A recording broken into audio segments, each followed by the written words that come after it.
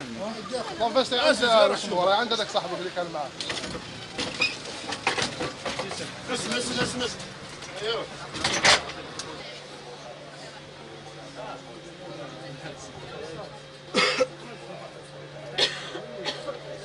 الحمد لله. بالك الحاجة اللي سيت الناظر عليها تمكنا من تحقيقها، على الأقل تحقيق جزء منها. قدرنا نكسروا عقدة الخوف عند خاوتنا، عند الشعب الجزائري. على الأقل الشعب الجزائري مازالوا قادر يتضامن.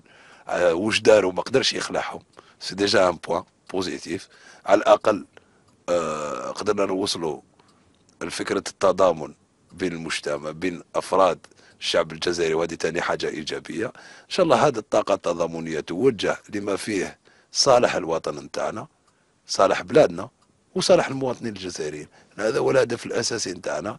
الله الله يكثر خير كل شخص تضامن معنا، كل مؤسسة إعلامية تضامنت مع قضيتي.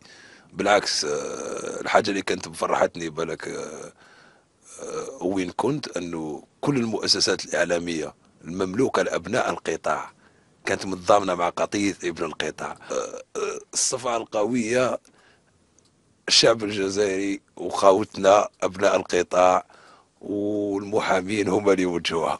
انا والله كنت في الحبس ما على باليش وش صرا، ما شفتش وش صرا، ولكن حاجه تفخر. انا قلتها لك قبل، هذه الصفعه هي ضد كل واحد يحاول ولا يعتقد انه في البلاد هذه تحول الى رب جديد علينا.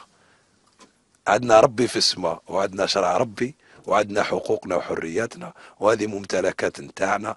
لا يحق لأي إنسان مهما على شأنه في المسؤوليات ولا هبط أنه يقدر يحاسبنا على حرياتنا وحقوقنا. هذا الشيء نتاعنا كما نأدي واجباتنا تجاه